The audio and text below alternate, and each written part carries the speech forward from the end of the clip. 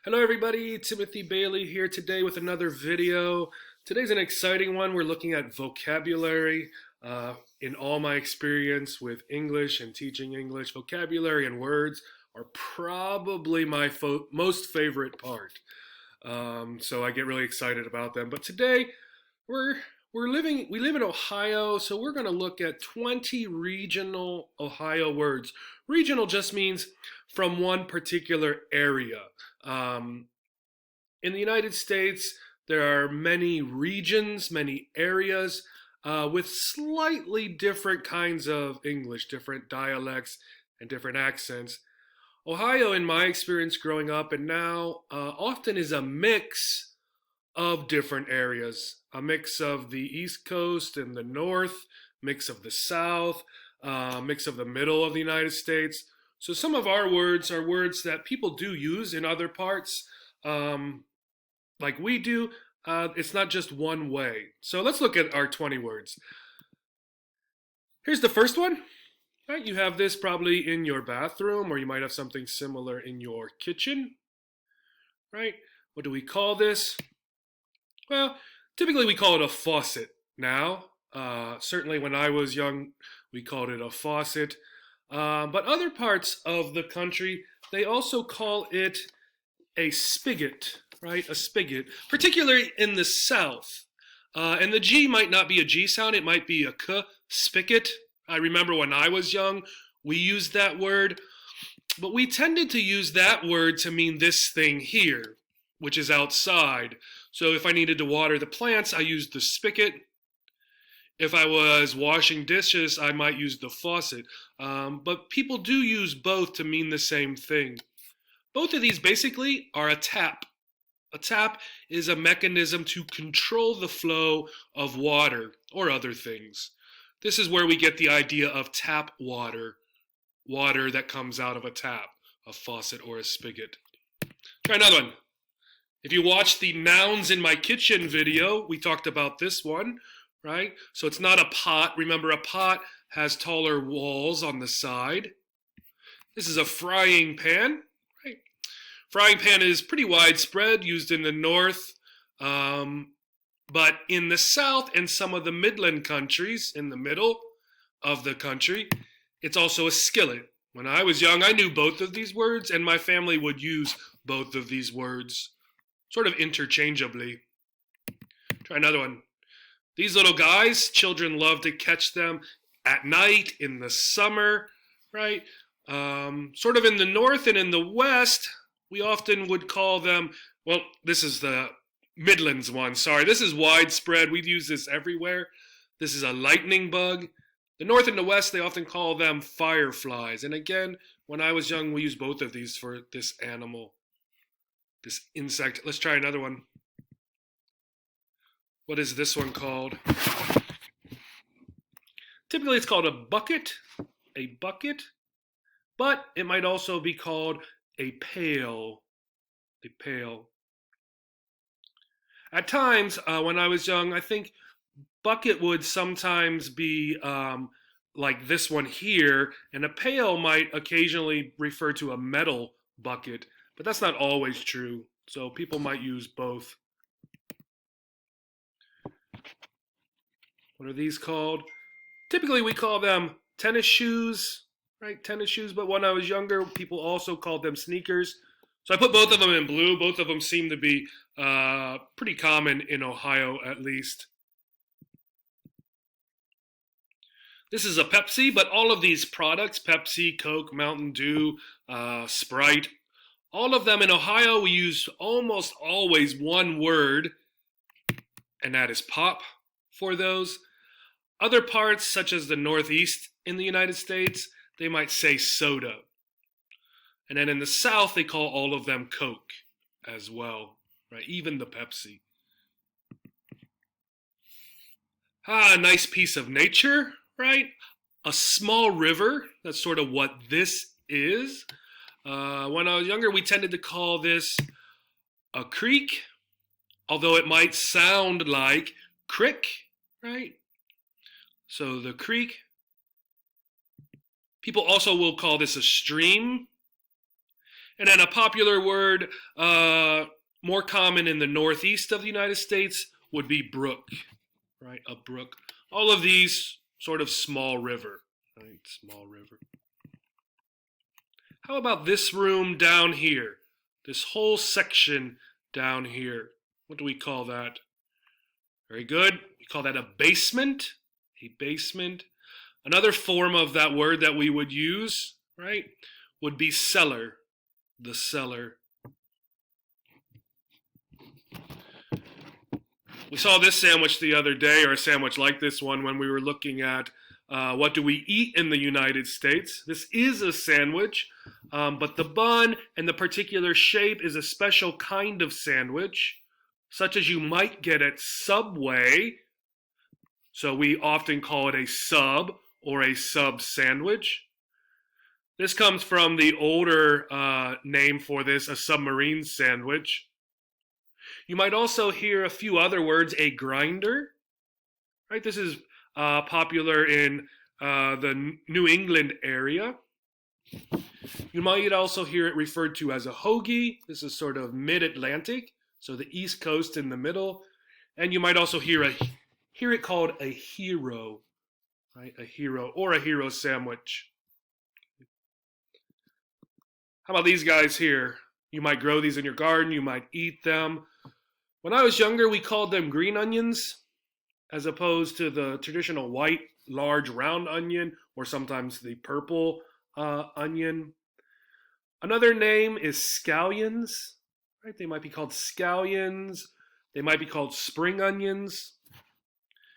They also, and I'm not sure why, it seems recently that I've heard this called, people call them Asian onions or Chinese onions. If you type into Google Asian onions, if you type in Chinese onions, it'll probably show these onions right here.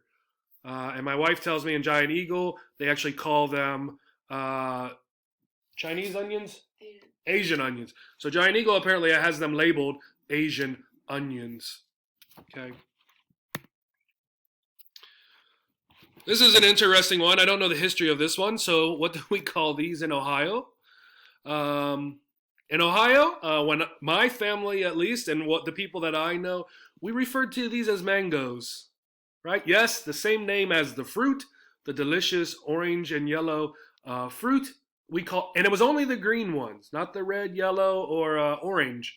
Only the green ones were called mangoes. Traditionally, they're going to be called green peppers, right? They might also be called bell peppers, B-E-L-L. But mangoes, if you said that to my mom, she would understand what you're talking about. Here's a boy on the beach. Look at all the little rocks. It looks like he is throwing a rock here. So the boy has thrown the rock. Well, there's another word that we might use for this. We might use the word chuck, right? The boy chucked the rock, right? So to chuck is to pitch something or to throw something, right? Chuck it over here, chuck it to me, right? Means to throw it to me. Here's another little boy, right? What is this boy doing with his coat here, right? We have a phrase, to put up, right? My mother used to tell me to put up my coat. So the boy is putting his coat up, right? Often we will split these verb phrases, the verb and the preposition. Traditionally, you're not supposed to do that, but that does happen. So put up. Might also say hang up. The boy is hanging his coat up, or the boy is putting his coat away, right? Both of them would be fine. Here's another one. So the bookstore here and the market here is what we're looking at. And these are going to be words that show a location. For example, the police station is across from the park. Well, the bookstore and the market are diagonal. We have a special phrase that we use for that. In Ohio, it tends to sound like catty corner. Other parts of the country, it might sound like kitty corner, right? Diagonal from something, okay? And what is this? Well, trash can, right?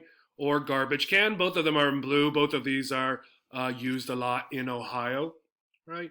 We don't really have another word that I can think of that we would say.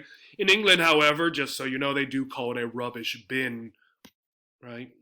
But in Ohio, pretty much trash can, garbage can. And it can be the small ones in your kitchen. It can be the larger ones outside places.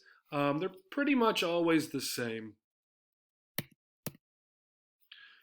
All right, we're looking at this stuff on the outside of this cake, the pink and brown stuff and the white stuff here. What do we call that stuff if you're making a cake? Well, it has two words. Frosting is one, and another one we use equally is icing. Both of them refer to the sweet stuff that you put on the outside of a cake, right? Frosting or icing.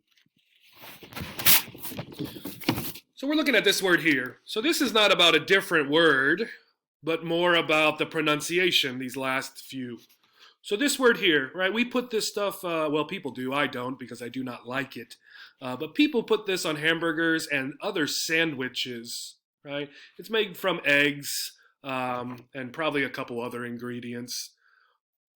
Well, this word in Ohio is often pronounced mayonnaise. Right? People say, do you want mayonnaise on your hamburger? My suggestion would be for you to say no, but you might try it. Other countries, actually, in Germany, they use a kind of mayonnaise to dip their French fries in, and it was very nice.